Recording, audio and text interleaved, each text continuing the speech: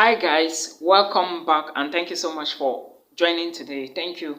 So guys, today I want to talk about some of the things you should know in 2022 before you start thinking of moving abroad, or let's say you probably start an admissions, all right?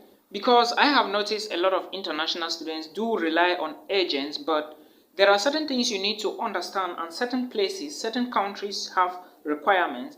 Certain countries and certain universities have requirements, and again, you need to show that you are able financially to take care of yourself while you study in some countries. For example, I will start with the first case, the United Kingdom. If you must study in the United Kingdom, you should understand that tuition fee in the United Kingdom in most of their universities, or let me say public or private sectors or universities, let me put it that way, is not a joke, all right? It may cost you around £9,000 a year to study in the UK, and know that when you get an admission in the United Kingdom, you have to pay application fee in some schools. All right, for those of you who will be using the UCAS system, the online application portal, to apply for schools in the UK, you are going to pay an application fee. All right, then again, when you pay the application fee after the admissions, you have to pay first tuition deposit. All right, in schools in the United Kingdom. Yes, that is how it is. And sometimes when you calculate all this money, is running to around £12,000.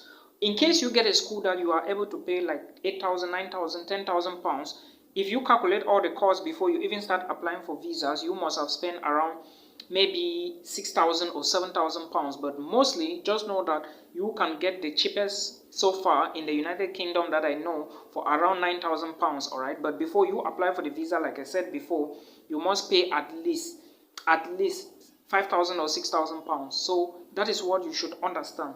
Now, another thing you should know is that some of the countries are free tuition. For example, Germany, Norway, they are free tuition. Private universities, all right, in Germany are not free, okay? But public universities, that is those that are in charge or controlled by the government, they are all free in Germany. Same thing in Norway. But now, when you get an admission in a German university or a Norwegian university, what do? You need to, first of all, prove that you can take care of yourself, like I said, your accommodation, your feeding, upkeep, okay? That is how I can put it. Then, before you apply for the visa, sometimes in most of the schools, like in some universities in Norway, you will be asked to show proof that you have money in a bank, or provide bank statement or sponsorship letters before you can do an application, okay? So that is what you should understand. And again, know that it's not just the money you are providing to show that you can take care of yourself. There are some other little things like the visa application fee you have to pay for. All right, all videos are on my first YouTube channel, the YouTube channel with Milton Fonkwa as my name. That is the YouTube channel I'm talking about. Then again, know that before you even move, there is flight money, flight ticket. You need to pay flight ticket to some of these countries. So you need to put this into consideration and calculate, sit down and do a rough calculation in order to know. Because again, like I said, when you move into the countries for the first time, you need to get what is called a residence permit, all right, being it the student working residence permit, because of course you are moving as a student, or a working residence permit because you are moving like a worker, which is sometimes mostly scarce, all right. And I think it's always available only for Canadian people, or people moving to Canada or something. So always consider money that you are going to spend before you do those things. And remember, Germany and Norway, they don't have the same amount of money. For Germany, you are going to be spending around 11,000 euros, or approximately, all right. For Norway, you are going to be spending something like 13,000 US dollars plus or more, okay. Then there are some other universities that when you apply, you get a scholarship, a partial or a full funded scholarship. Not means a partial scholarship, for example, schools in Finland. But again, you have to have money in your bank account to prove all of that. And when to prove that you can take care of yourself, and when you get admissions, you have to pay first deposit, okay. Now, there are some other schools that you can study in Europe for a fully funded scholarship, like I mentioned earlier on, all right. But in this case, you are not going to prove, let me say, if you have a fully funded scholarship, you are not going to prove that you have money or bank statement or sponsorship letters from anywhere. If you have a fully funded scholarship, all you need to do is to take your letters, your documents to the embassy, and you show them. There is no need for, because A fully funded scholarship shows that they are going to pay your flight, or probably not pay your flight, but they are going to provide, or let me say the scholarship board, all right, or the authorities in charge, they will provide a monthly stipend, living allowance, tuition fee, and everything, all right. That is the meaning of a fully funded scholarship, like the Erasmus Mundus scholarship. That is how it is. And some countries, especially the Middle East countries, you may not have a fully funded scholarship in the Middle East, or let me say in Asian countries, but you can have a partial scholarship. Most European countries as well will give you a partial scholarship, but there are some programs that are particularly fully funded, all right, like Erasmus Mundus. Like I said, the MasterCard Foundation scholarship is also another program that, let me say, another scholarship opportunity that you can get fully funded scholarships, all right. But sometimes the MasterCard is not purely fully funded. Again, know that if you are going to Asia for studies, you should know, because I get a lot of students from India and some Philippines. They are complaining of living conditions. That is why I say not all the countries have the same weight, all right. So if you must move to a country, know that you have observed so many things before you move in there, especially, let me say, the living condition and the nature of their schools. The language, again, is something you should put into consideration. And of course, the way, let me say, the religion and the way the people behave, okay.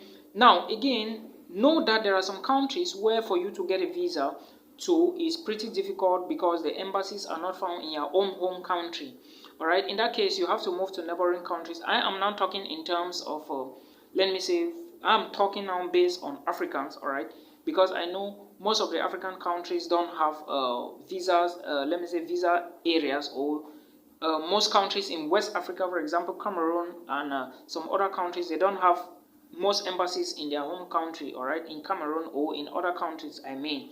So in that case, you have to move to all nearby neighboring countries to seek or to get the visa or to apply for the visa, and it's going to cost you more as well. So you need to put in extra money. In this case, if you are coming from any of these countries, okay, and you, let's say you want to apply for Poland from Cameroon, or for Portugal from Cameroon, you need to put extra money that is going to carry you from Cameroon to Nigeria, or from their country to Nigeria, to apply for these visas. Before you add the money now into your money for proof of funds, everything, expenditure, visa fee, I hope you understand. It's something you should always strategize, because moving, let me say, going abroad or moving to study abroad is not something you can plan for a day. You need to take time to concentrate on some of the little critics, all right. Look very well to know. I have always mentioned that if you want to move abroad, you should, or move abroad for studies, or go abroad for study opportunities, you should put into consideration countries with a lower birth rate. Now, this is a trick most people don't know. Countries with lower birth rate, if you move there, there is a tendency or a probability that you can easily land a job, or a job that can sustain you or can provide you some few francs every month, all right. Because a country with a fewer birth rate will obviously don't have too much population, and in that way there will be influx of people, or they will be needing more workers to work with them, okay. But if you go to a country that has a higher birth rate, which means that many more people are born each year, it is going to be a problem for you, because most countries are not very stable, all right. Countries with lower birth rate tend to be very stable, like the United States, Canada, Iceland, Australia, New Zealand. In Europe, we have places like Germany, all right. We have Norway, you have Iceland, you have Ireland, all right.